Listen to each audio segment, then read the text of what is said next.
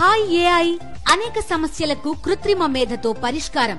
నగరంలో పెరుగుతున్న startup trends. పూర్తి వివరాలకు చదవండి రేపటి సాక్షి దినపత్రిక. తిరుమల లడ్డు ప్రసాదంపై చంద్రబాబు చేసిన ఆరోపణల మీద వైఎస్ఆర్సీపీ హైకోర్టును ఆశ్రయించింది. హైకోర్టు ధర్మాసనం వద్ద మెన్షన్ చేశారు వైఎస్ఆర్సీపీ తరపు న్యాయవాదులు.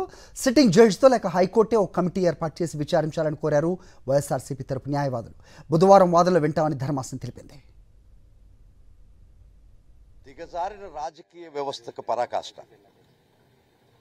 ఆఖరికి రాజకీయ లబ్ధి కోసం దేవుళ్ళు కూడా వదలనటువంటి ఈ రాజకీయ వ్యవస్థ మనుగడే దురదృష్టకరం.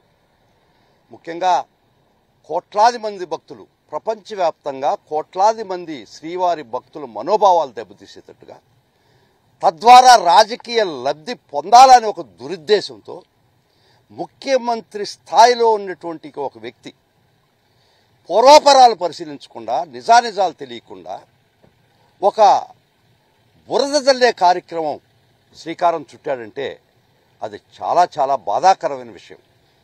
అందరికీ తెలిసిన విషయం, శ్రీవారి లడ్డులో ఎనిమల్ ఫ్యాట్ ఉన్నటువంటి ఆయిల్ యూజ్ చేస్తున్నారు అనేది టీటీడీ మీద మోపినటువంటి అభియోగం. మేము దానికి నిజాలు బయటకు రావాలని ఈరోజు కోర్టు వారి దృష్టికి తీసుకొచ్చాం. లంచ్ మోషన్ పిల్ అడిగినాం. వైవి సుబ్బారెడ్డి గారు పిల్ వేస్తున్నారు.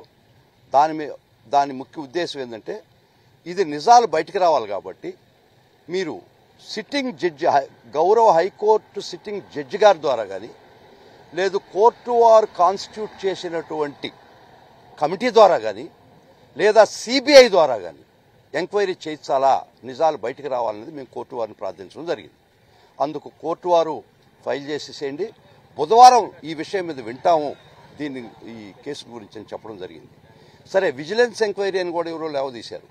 ఒక ముఖ్యమంత్రి స్థాయిలో ఉండేటువంటి వ్యక్తి ఒక లైన్ సెట్ చేసేస్తే వారి కనుసరణల్లో పనిచేస్తున్నటువంటి విజిలెన్స్ కానీ మరి ఇంకో సంస్థ కానీ వారు ఏ విధమైనటువంటి ఇన్వెస్టిగేట్ చేస్తారనేది అది మీ దృష్టికే వదిలిపెట్టేస్తున్నారు. వైవి సుబ్బారెడ్డి గారు వేస్తున్నారండి. కాబట్టి ముఖ్యంగా a line was set, a die was cast by the honourable chief minister of present honourable chief minister. అటువంటప్పుడు గౌరవ ముఖ్యమంత్రి వారే ఒక నిర్ణయానికి వచ్చి ఇది చెప్పినప్పుడు వారి కింద పనిచేసే ఇన్వెస్టిగేటింగ్ ఏజెన్సీస్ ఖచ్చితంగా మాకు నమ్మకం లేదు. మేము అడిగే సిబిఐ ఛార్జ్ చేయొచ్చు, మనం హైకోర్టు జడ్జిల వారు ఛార్జ్ చేయొచ్చు, మనం